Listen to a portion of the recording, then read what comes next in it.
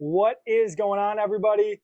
Welcome into a special episode here of the KellyCast, where we are previewing the Bills and Colts matchup. Mike, how does it feel to not have a desk to set your things down on? Extra weird and extra weird. But, You have a way yeah, with words, man. I do. Oh, especially if you want to be lulled to sleep. But I am super excited. Oh, yeah.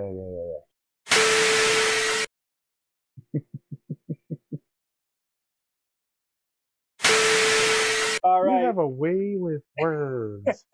Some of that's staying in, just so you know. Whatever. Bills and Colts, 1 o'clock today. This video coming out, obviously, tomorrow morning before the game does release. Mike, this is going to be Sean McDermott's first game calling plays on the defensive side of the ball. What are you most looking forward to seeing him in this new role? What am I most looking forward to? Yep. His success in it. I mean, he's had success. I know everybody wants to make jokes about Carolina and the Carolina Bills, prior to this, but with the New York Bills too. Yeah, when Rex Ryan was here. He's had some success. I know it wasn't as a coordinator. I don't know if I remember. Was it coordinator? Yep. Okay. Yeah, defensive coordinator in Carolina. So I mean, he had success as a defensive coordinator there. What's the difference is that it's just an added responsibility for him. Yeah, I think what I'm most looking forward to is the difference between him and what Leslie Frazier did. Because if you remember Leslie Frazier's defense, it wasn't aggressive. And I'm hearing from camp that this defense is a lot more aggressive. The pass rushers have been very vocal on how their roles have changed. So I'm really excited to see how that ties into McDermott's game plan on defense. Yeah, for sure. I mean, I'm actually really excited about it. I kind of hope that we don't regret losing Frazier. I don't think we will. I don't think we will. There's a couple of players that are going to play for the Bills for the majority of the game, and a lot of players who are not going to play for the majority of the game. I expect the starters to probably see a quarter in this first game, nothing more.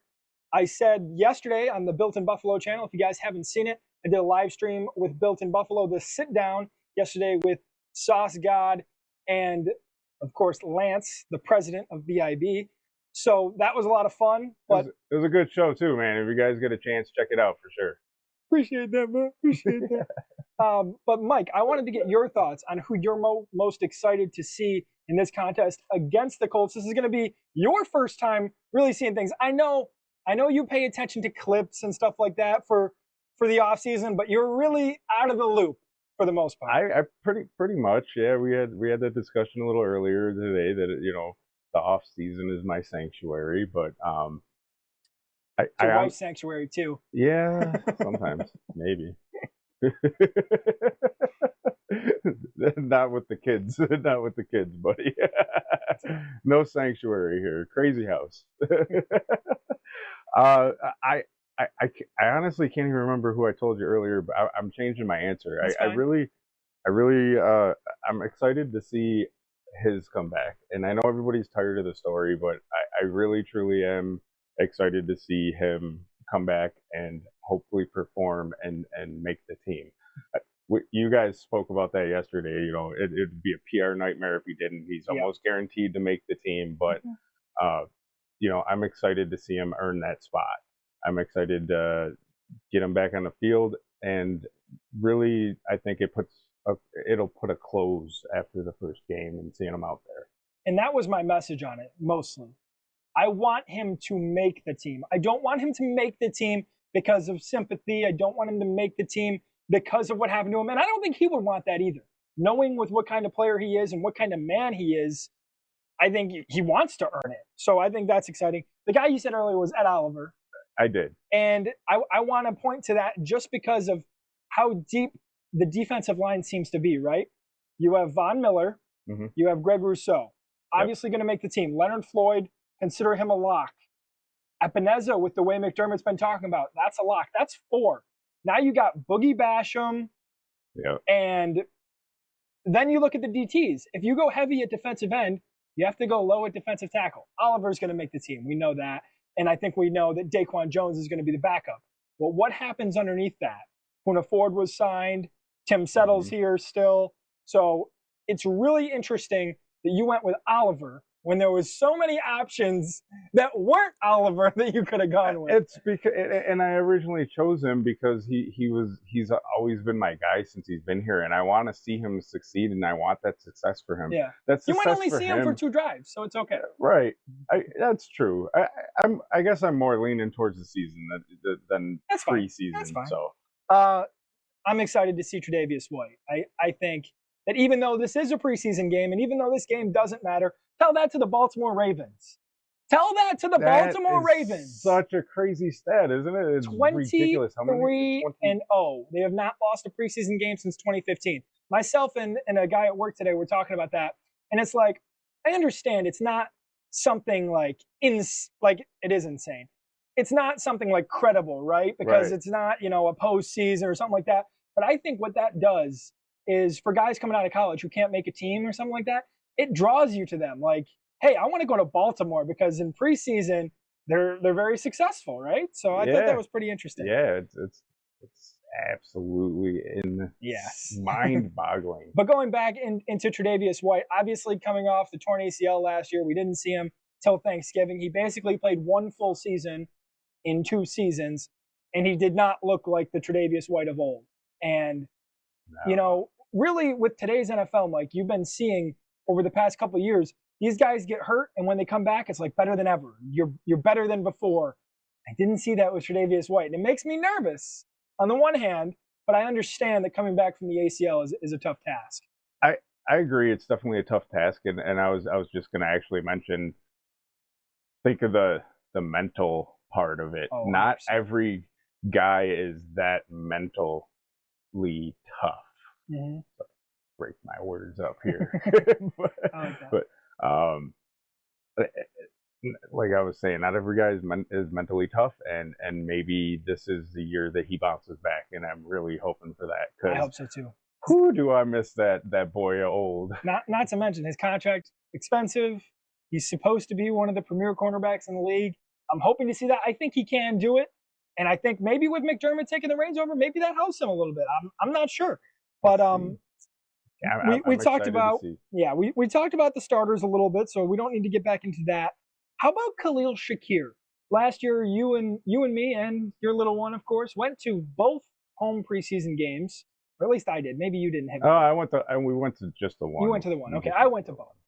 Khalil Shakir was the standout in both games. It seemed like no matter what was happening, he was targeted. He was coming down with the ball. And we saw that during the regular season, too. When he was targeted, he caught the ball. Are you looking for more of a role for Shakir coming into this preseason and hopefully going into the regular season? I would hope so. I mean, what do we discuss? Year number 2. I'm bad with numbers and years. My timing is off always, You're number all the 2. time, people. Sorry about that. The problem is who's in front of him, right? We obviously have Stephon Diggs at the 1. Davis at the 2. Is it Hardy? Is it Sherfield at the 3? At best, what is he, the 4th or 5th best receiver? I think he should supplant himself as the number 4 by the end of preseason. Excuse me. And hopefully just getting snaps. That's what I want to see from him. You cannot get better off the field in every position. You need to be getting the reps. Yeah, but is that a it's not a terrible problem to have per se, but it is a problem.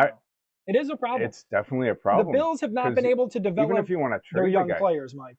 They have not been able to develop the young players as of recently. I think you can point to Rousseau as an example, but Epineza hasn't worked out too much yet. Boogie Basham, the same way. You see other younger players around the league blossoming into superstars so quick, and it doesn't happen with Buffalo. They're an aging team at the end of the day. Fair point. The end of the day. There was something you talked to me about. I was surprised because when it comes to crafting shows, a lot of the time, Dan crafts the shows. Yes, he does. Mike brings the humor. Credit. Mike brings the humor. But today, put it in the history books, Mike had an idea, and he probably doesn't remember it, but I'm going to tell him it was Kaiir Elam, and then he can take it from there. Kaiir Elam, Mike, take it away. Kaiir Elam with the oven mitts, right? I think it was boxing gloves. Boxing gloves. Yeah, I heard it. I heard the conversation earlier, and on GR as always, because I'm pretty sure that plays on my radio 24/7 when I'm in the car. But the question was, what do you do with him after this year if he gets beat out by Mr. Dane? So the boxing gloves thing was last year. That's one thing I want to tell everybody. It was last year because he was having a problem holding on to the receivers' jerseys. And apparently, what they were talking about this morning was that him and Diggs got into it again because of the grabbing issue, and Dorsey was in on it, and they had to separate the guys. So that was like the big story this morning. I try not to. I love the drama, but I try not to get too much into it. It's practice. Tempers flare, get crazy. It doesn't matter what team you are, how friendly you are. I heard about it. I'm over it. I read about it. Everything's good. I know everything's good in that locker room. This isn't a toxic environment. Buffalo is really, it's Agreed. A family. It's a family in that locker room. We fight with family. We had a fight the other day. I mean, we'll continue to have fights. I like to fight. Controversy creates clicks. Yes, yes, you did say that yesterday. That's gonna be the new tagline of the show. I'm telling you right now. It could be that. I told you I watched the whole thing, boss. I appreciate that. So the question being about Kaiir Elam, I think Kaiir Elam deserved the number 2 job last year. Yeah. So I think I would be disappointed if he was not the CB2 going into the year. But as I mentioned on the video that I put out when you were out swimming, having fun with the family, I decided to stay in and work towards this. I mentioned that if it's coaching, right? If there's problems with him not understanding the playbook, if there's problems with him not listening to McDermott or the secondary coach, then I'm okay with what's happening. If that's the problem. If the problem is that Dane's better than him, I don't like that. I don't want that to be the thing because you're like I mentioned to you earlier. You just mentioned that they haven't been able to develop their young players. So, but giving them the chance is one of the things that helps them progress. You can't do it in practice. How are you going to do it in a real game? Fair point. Fair point. I mean, I just think you have to give them more of a chance to be able to play, and maybe we'll see that throughout this preseason. We will see. Which is why none of the starters are really starting this game. Not the first game. Not the first game. So, Mike, our final topic of today, because we don't want to make this video too long, I do have to edit this today and put it out by tomorrow. So let's get this done pretty quick here. All right. The running backs is a area of discussion, right? Yep. The number one for us, probably James Cook, and yours, in my opinion. Maybe some other people have Damian Harris there. That's fine. I'm okay with it. You have Latavius Murray, who's the oldest running back in the NFL at 33 years old. Wow. He took an 80-yard touchdown to the house the other day at 33 years old. So don't let that age fool you. No, it's just crazy that he's old. Yep. I'm 39. Yeah, you're old. That's not old. Yes, it is. Darrington Evans, Jordan Mims, and then Reggie Gilliam at the fullback position. Darrington Evans was signed after the Nyheim Hines injury was obviously brought to light, and Jordan Mims was brought in a little bit before that. So we know Cook and Harris are probably 1 and 2.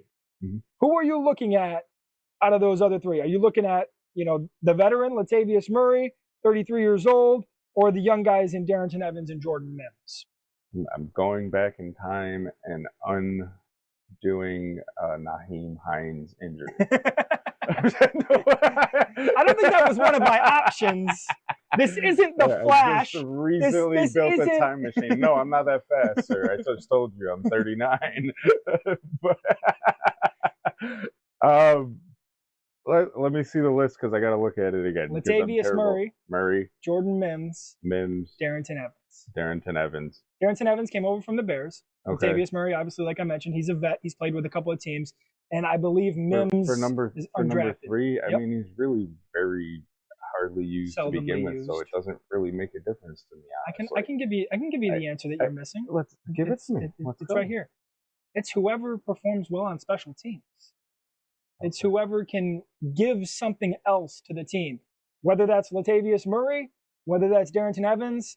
I'm working on the Countdown to 2023 series in advance because it's a lot of work, and I'm going on vacation here in a little bit. So I will tell you, one of the players coming up is Taiwan Jones. Taiwan Jones was a running back in the NFL.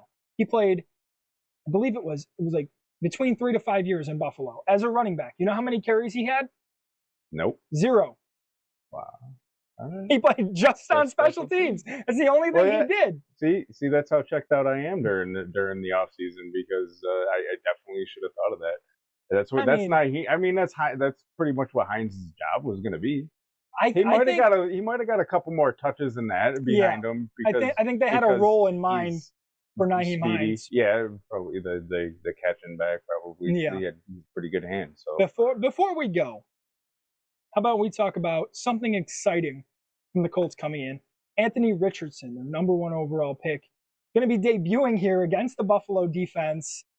What are you looking to see from Buffalo's side? What do you look at in the preseason, Mike? Are you focused on seeing the young guys really perform well? Are you looking at the position battle with the middle linebacker or with the CB2 spot?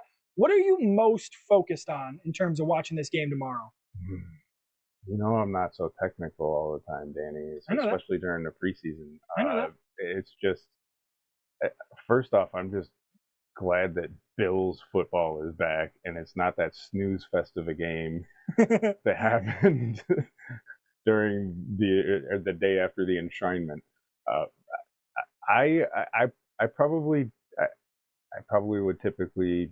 I'm more curious about the middle linebacker position, because that was our glaring hole mentioned in previous episodes. For sure. So I would probably focus on that tomorrow. I like it. So guys, tomorrow, Bills and Colts, 1 o'clock on CBS if you're in Buffalo. If you're outside of Buffalo, download NFL Plus. This is not sponsored, but it's an amazing app. It's only $10 a month, and you can watch games from all the way up until 2010 to now. 2010, and I'm going to study them for the show so I can make old references, since I'm old and can't remember. I dare you to do that. But guys, enjoy the game. The KellyCast podcast will be releasing soon. Myself and Mike are going to go over the preseason week 1 games, and then we'll record and we'll get it out to the people. During the regular season, the KellyCast podcast will be available weekly. We're working on some more shorts, some more ideas for the fun little clips that we do. Don't worry, I didn't forget about the one yesterday. But I did. I'm Dan Kelly. And with I'm the Mike KellyCast. Kelly. This is Mike. He's funny. He doesn't know how to time things. Nope. It's okay. We'll see you next time. It's just he doesn't shut up. I wonder how long that was.